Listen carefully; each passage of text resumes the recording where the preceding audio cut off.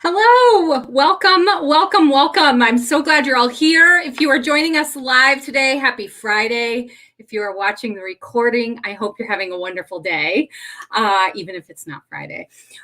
My name is Melissa Beer, and thank you all for being here for our conversation about esports programming in our new normal.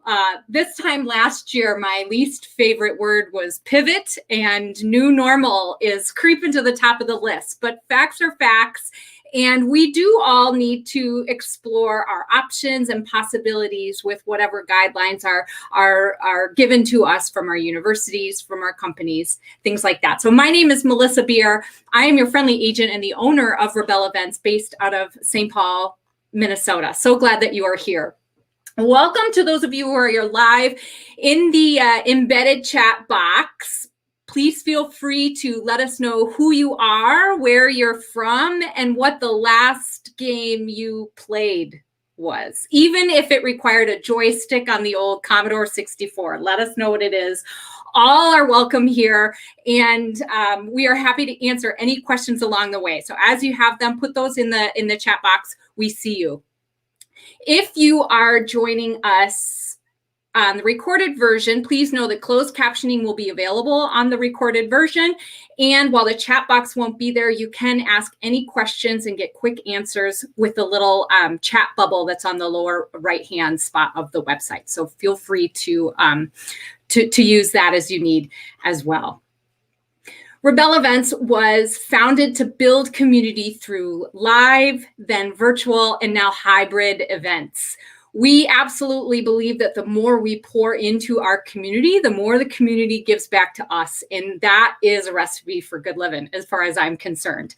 So here we are. Let's get started. And again, use that chat box. Let us know who's here. And I look forward to answering any questions that you might have along the way as well. Our first panelist today is a serial entrepreneur, a 20-year video game executive and former VP for the Walt Disney Company. He created the mobile video game party industry when he founded GameTruck, which has entertained more than 10 million people across the country. Everyone, please help me welcome Scott Novis. Scott, hello, how are you? Fantastic. Thank you, Melissa. It's wonderful to be here. I'm so glad you're here. Me too. This is wonderful. Good. So before we meet our other panelists today, who are also fantastic, I was wondering if you might be able to share, and I know because we have this conversation a lot, and Right. Our love of community and bringing people together is reciprocated between the two of us for sure. But I'm wondering if you could tell maybe those folks who don't know all the things about esports yet, who are just beginning their esports curious. I Tell love me that term, why. the esports curious. Yeah. Well- Exactly.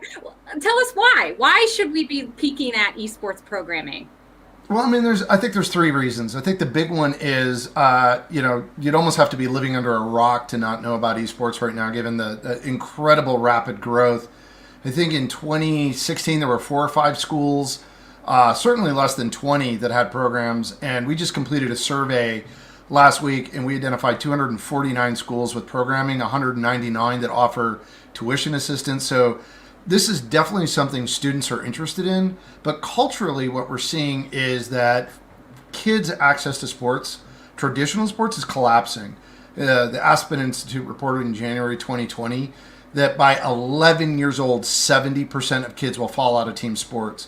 As a personal story, my son's middle school, 145 kids went out for the baseball team. The 6th grade baseball team, 145. They picked 14. The next year, Wow. 20 came back. Where did 125 children go? We all know, video games. So, and we saw through the last year, video games became this platform for us to stay connected. And what is so powerful about them is they're a way for people to be engaged. So our form of esports, like any sport, is we're at the community recreational end, where it's about making friends through common interest. And that's what we want to do. We want to help people that aren't familiar with it not be afraid of it, and understand this is a completely valid way to build community, make friendships, and this is how the vast majority of you're seeing 80% of high school students are now competing or watching competitive video gaming. And so, we want to be an agent to help more people, provide that access. Because that's what it's about, is human connection. Yes, I love that. And as someone who is new to the esports space, relatively in comparison to present company, I was one of the people who didn't understand viewing and watching games when I wasn't actually playing. And then I sat down with my 10-year-old and I was like, oh, I guess I can see why this is exciting, and especially with, the last year of not having live competitive sports to watch. Oh yeah. It was a nice way to kind of scratch the itch.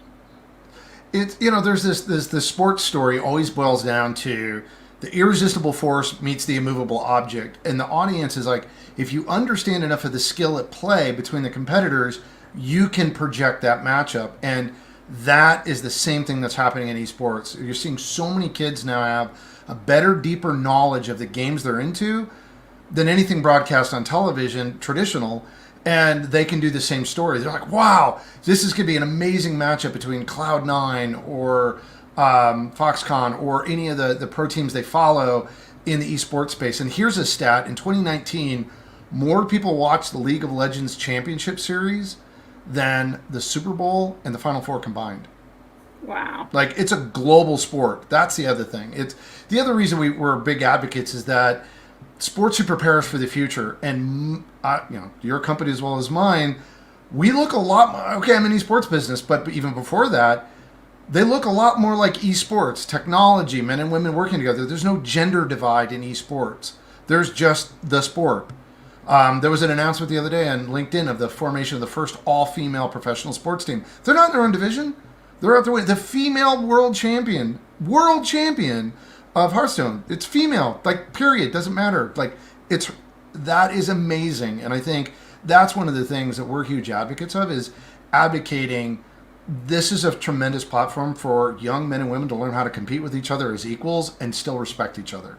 And we love that about the whole environment. So we want to embrace it and use it to help prepare young people for a phenomenal future. Obviously, I love all that, but I could hear it all the time. We have a common future. We want it to be better, right? We know we could do better. And we know we need to do better. Right. So, we have some game players here before we get started. So here's some games. And I'll say that in the Beer family house, I've gotten real good at Mario Kart. And I'm not going to say that I'm great at it, but I can beat my 4-year-old from time to time. So that's pretty exciting. So let's talk about kind of some solutions that we've come together to present to our spaces. Rebelle Events and Bravous collaborated together almost 2 years ago now, and which was really wonderful, and we didn't have virtual exclusive programming on our brain by any means, but we were putting not at all. No, but we put together Esports Open, which was great, and we'll hear more about that in a little bit. But then, the forced option of going virtual also put together some really exciting offerings. And now, as we explore into this new space, and like I was saying at the top of this, as we learn, boundaries that we need to honor, and maybe venue requirements and things like that, sometimes we don't necessarily know what we need to program or host or what we're able to. And you and your team have put together some really wonderful products to add to the Rebelle Events catalog that kind of check all those boxes regardless of what your programming needs are. Am I right in saying that? Yeah, one of our philosophies, we call it zero friction gaming, right? Our biggest value is inclusion. If you show up, you're going to play. And so I think where we wanted to go, and it's been wonderful working with you and the universities over the last couple of years, is, look, esports at the professional level is this big thing. And like any professional sport, you go to them. But if we're going to come to you, we're going to meet you where you are at, what does that look like? And that's what we've learned from our clients, our gamers, the people, the wonderful people we've worked with, from you. And so we've been designing experiences that meet the needs where people are at. And I think our goal should be, and what we're striving for, is to take the best of what we've learned, because a lot of what we saw is the virtual events and other things were already in progress. Like, those trends were already happening. COVID just accelerated them.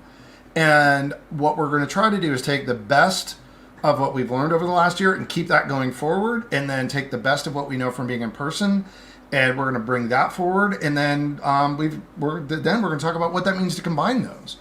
And so that's the goal. Is like, we've designed these experiences to meet not only the needs of the students and the communities, but also the people that care for them, that are nurturing those communities and responsible for activating and engaging students, because we all know engaged students graduate.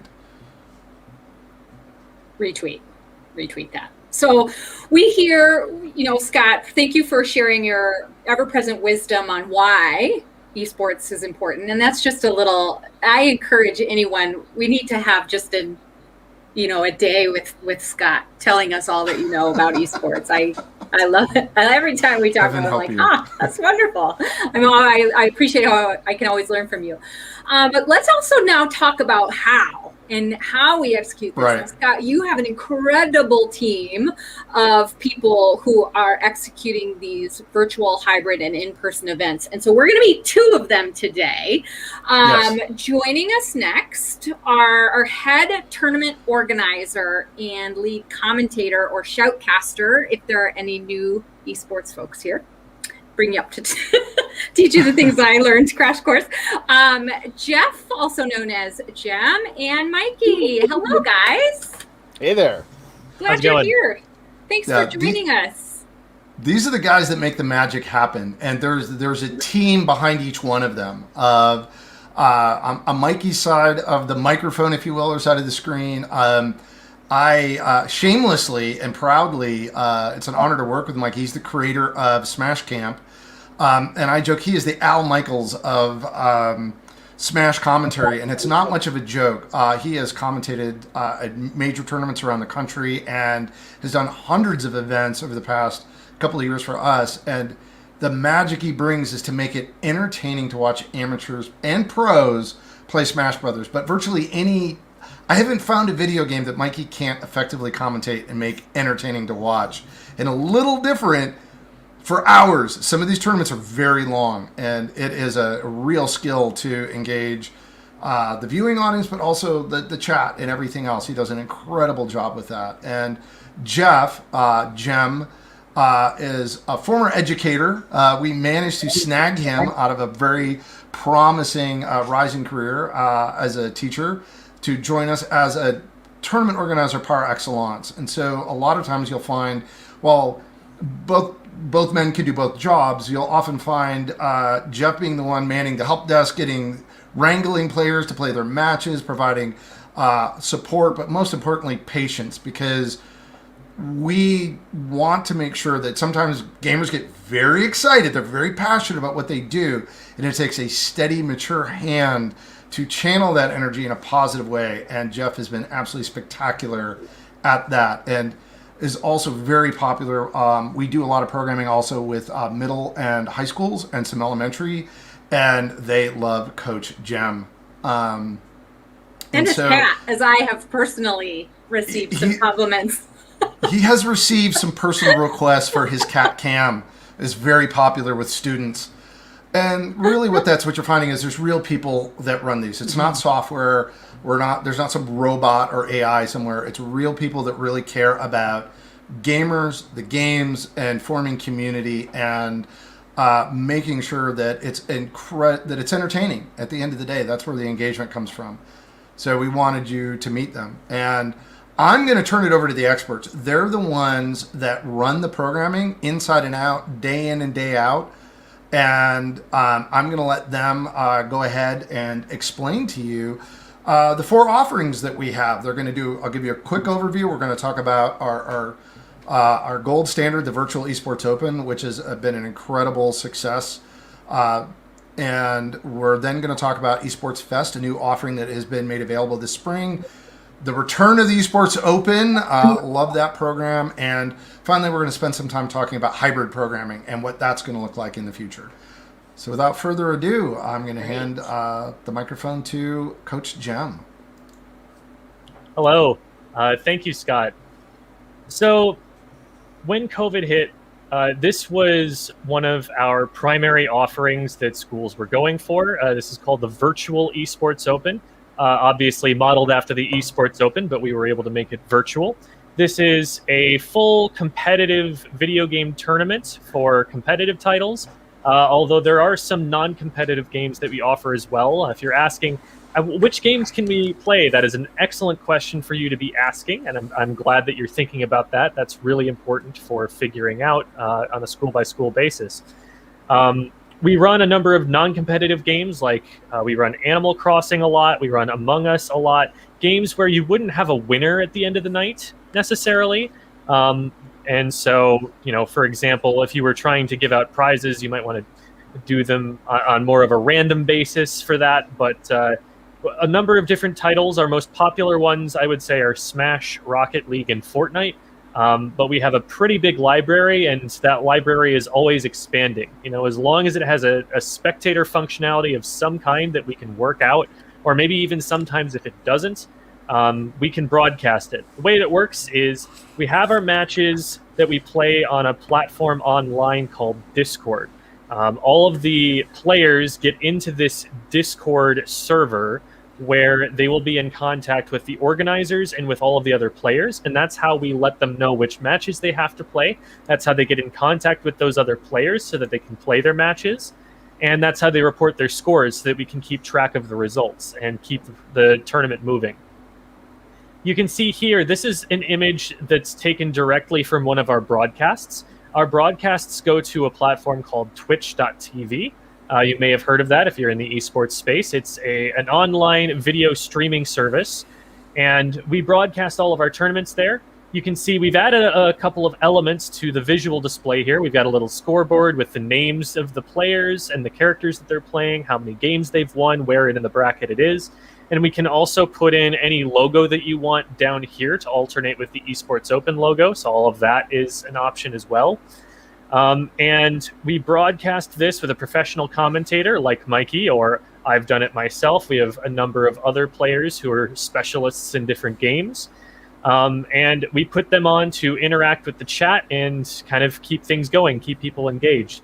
In our experience, generally, the ratio between viewers to players is about 4 to 1. There are a lot more people who are willing to just sit there and watch the broadcast than there are who actually want to participate, which might seem a little counterintuitive, but it shows that this broadcast piece really is one of the key parts of the event for engaging your audience and getting everyone involved in some way. So this is a great offering still, even in post-COVID times, for cases where maybe you want to reduce friction for players to be able to participate. They don't need to travel to campus if they maybe live off campus. They just want to sleep in a little bit. They've got something that would make it a little bit more difficult to participate in person. We've also had great success running these for campus or for universities that have multiple campuses or who have a big population of international students. I remember a player who was explaining at one point that they were competing from Saudi Arabia, and so we had a little bit of figuring out to do with the time zones there, but it was great that we were able to engage those different groups of people at all. So I would say that it is still an excellent offering for us to do for you.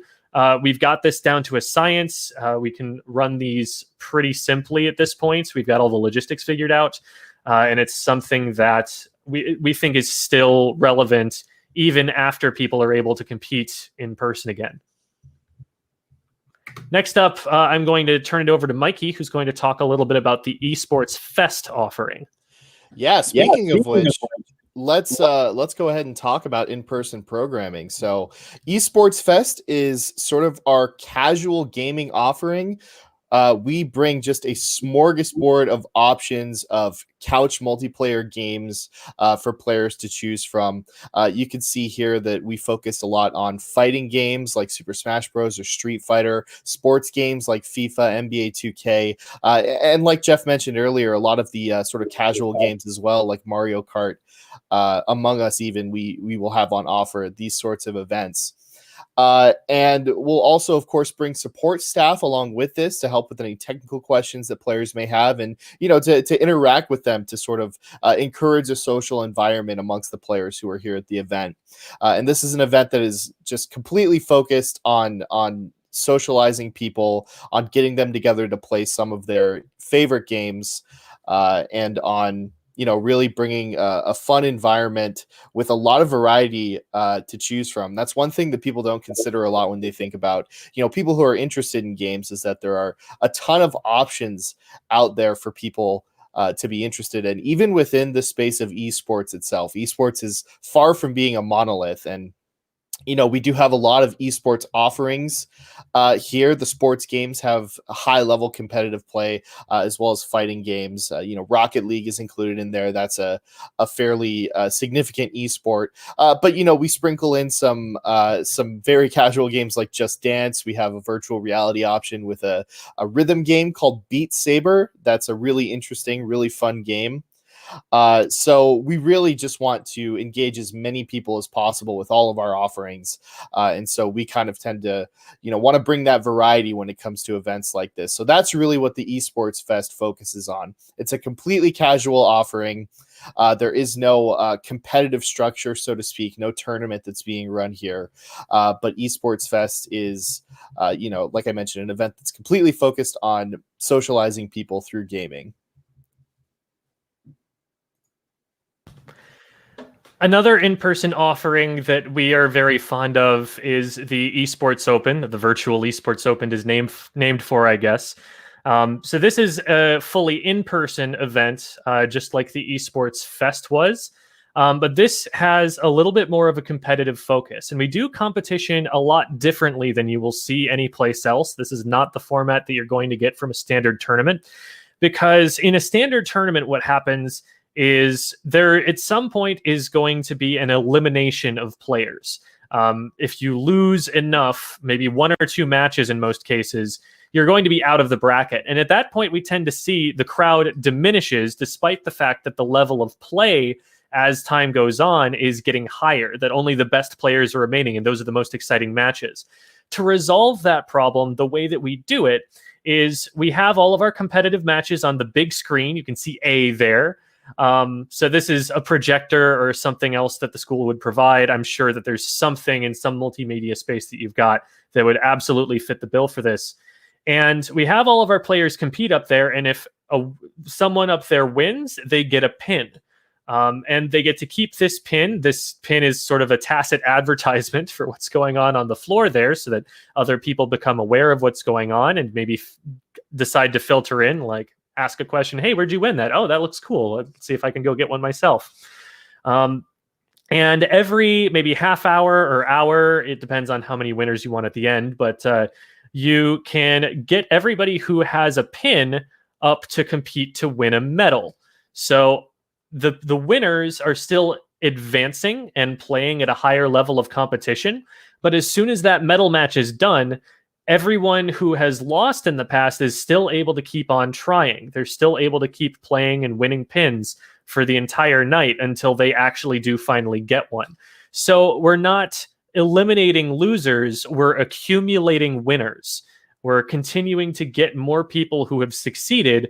And then at the very end, all of the players who have won medals, and we can very carefully design for how many of those we want just based on how many of those matches we run. Those players who have won medals all come back to compete in a little bit more of a traditional esports format, where we do a quick single elimination bracket and actually arrive at a champion. And those matches are always very exciting. And the nice part about those is that, unlike a more standard competitive event where a lot of people are out and they've just left, Now they've all been playing together for a number of hours and nobody's been eliminated. So people are getting to know each other better. And at this point, there's more of a personal investment in each other, and they're more likely to stay around and watch the finals and see that high level of gameplay that their friends are able to put out. So this is one of the reasons that we love this format, and it is still somewhat drop in, drop out. We have these warm-up setups that you can see, B and C here, for players who might want to dip their toe and kind of figure the game out, maybe sit with a friend and have their friend teach them the game or ask a coach for some help. And if they don't want to go up on the main stage, then that's fine, but they still get to play and they still get to learn. Okay, so this is the level of skill that I'm seeing on screen. You know, I've tried it myself now, and now I can see what these players are doing. And for those who don't even want to do that, there's an audience, there's a space for an audience set up for them to be able to see it. So our goal is maximum engagement while still putting in the exciting competitive aspect that esports is known for here. So we would be able to bring the personnel and the equipment for you to run this sort of thing. And we'd also be bringing a caster and a kind of a tournament organizer who are able to filter everybody through this process. Lastly, I was going to jump ahead. in real quick here, Jeff. I wanted to show, because I just got these in. When we talk about a pin, these are actually really high quality enamel, and these aren't participation trophies. When people get one of those or they get their hands on a medal, they actually really, it brings a lot of energy, like a lot of good feelings from being a kid come out. Like, they really get excited about these things and they're super proud to wear them. It's the funniest thing. But I just wanted to share that they're pretty high quality, and that seems to matter a lot to the players. Yeah, you definitely see them putting them into their backpacks if they're at a convention, or wearing them on their jacket front or something as the event goes on. You know, it's a cool thing for them to have won. It makes them feel like they got something out of it. So I'll turn it over to Mikey now to talk about how we can combine those in-person offerings with the online offerings of the Virtual Esports Open for the different times that we happen to be in right now. Yeah, you know, being part of gaming communities and, you know, having interacted with so many people running virtual events over the past, year plus, there is definitely a huge amount of excitement for a return to in-person programming. But, you know, there are any number of reasons that people might not be comfortable with doing in-person esports events at the moment, or, you know, might not be in a situation where,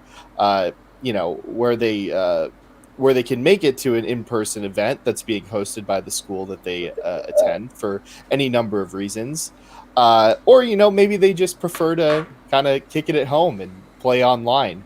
And for all of those reasons, we have the capacity and we have the personnel to be able to run virtual esports opens and esports opens simultaneously for one organization, and to sort of combine those experiences together with the possibility of streaming both of those events. So, just like we would run a regular virtual esports open, we can combine these two things together to sort of, make an experience that's as inclusive as possible for everyone involved.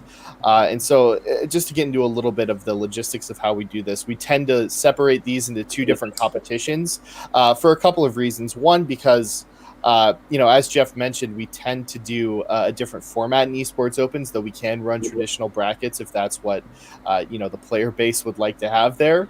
But in order to sort of keep that format the way that it has been, the way that we've found is the most effective, we sort of separate the virtual element from it, because for virtual esports opens, we exclusively run those with competitive formats.